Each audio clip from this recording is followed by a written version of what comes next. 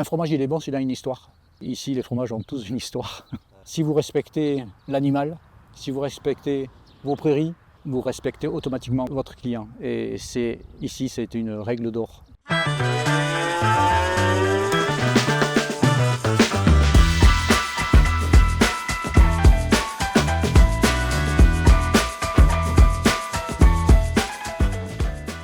Mon nom c'est André, comme le prénom, donc Alain André. Moi je suis fils d'agriculteur, mes parents étaient producteurs de lait.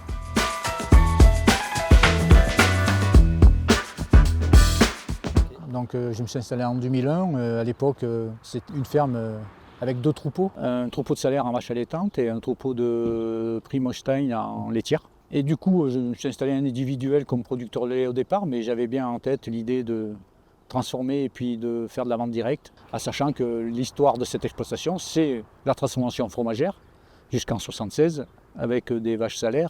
Donc aujourd'hui, le troupeau, c'est 40 vaches laitières de race Montbéliarde. L'amour des vaches, parce que c'est vraiment ça, et l'amour du fromage. Ça, c'était tout petit, hein. Parce que pour moi, le fromage fermier, c'est vraiment l'identité d'un terroir, du terroir sur lequel on le fabrique. C'est-à-dire faire exprimer son terroir à travers un produit que l'on fabrique. Hein. Mes parents étaient éleveurs de Montbéliarde, ça comptait, c'est le côté affect. Pour moi, la Montbéliarde, c'est un bon compromis entre la production de lait produite, enfin la quantité produite et la qualité fromagère du lait. C'est la race avec laquelle on produit le comté, et voilà, donc c'est pas neutre. Et aussi parce que c'est une race qui est très douce. C'est des vaches qui sont vraiment douces, les Montbéliardes. Donc voilà, ça a compté aussi. On fait ce métier parce qu'on aime les vaches. On ne peut pas faire ce métier si on n'aime pas les vaches. On doit beaucoup de choses à cet animal. Elles nous donnent leur lait, elles nous donnent leur viande. Pendant longtemps, ça a été le noyau dur de l'agriculture. Donc ça, il faut en tenir compte.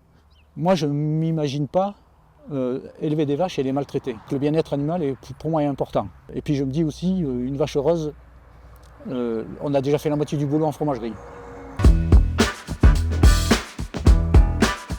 Ici, sur la ferme, on fabrique 3 AOP. L'AOP Salaire, l'AOP Cantal et l'AOP Bleu d'Auvergne. Et c'est les fromages emblématiques du département. Et des fromages de ma création, le Saint-Timothée, donc c'est un fromage que...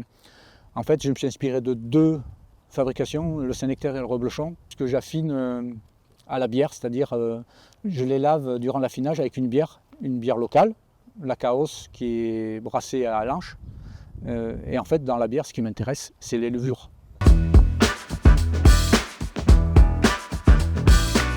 Déjà, ce qui est important, c'est ce que mange la vache. La deuxième chose, c'est toute l'ambiance de la ferme, l'ambiance dans les parcelles. Ici, c'est que des prairies naturelles, 100% de prairies naturelles. Et ça, c'est un peu aussi comme les vins. Hein. Si vous êtes sur la face, un coteau ou un autre, vous avez des vins différents. Et pour le fromage, il y a ça aussi qui joue. Et après aussi, il y a la manière dont on le fait, même si on a un cahier des charges et on le respecte.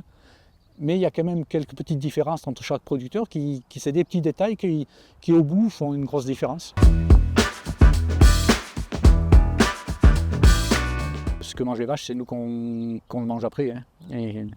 Et du coup, là, les vaches, l'été, c'est pâturage pendant 7 mois. Hein. Ça va de mi-avril jusqu'à quasiment début novembre. On reste toujours sur un certain équilibre entre les différentes plantes, donc on a un lait plutôt équilibré.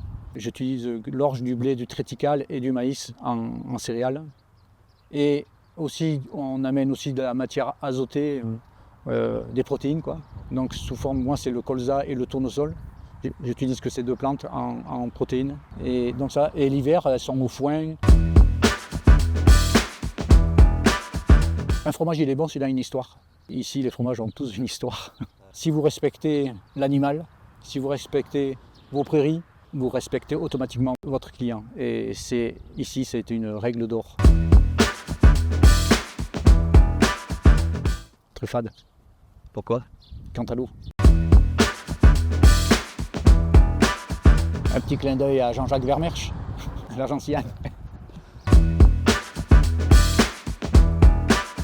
La fachade, une truffade avec un bon salaire Et on va finir en dessert une tarte à la tome.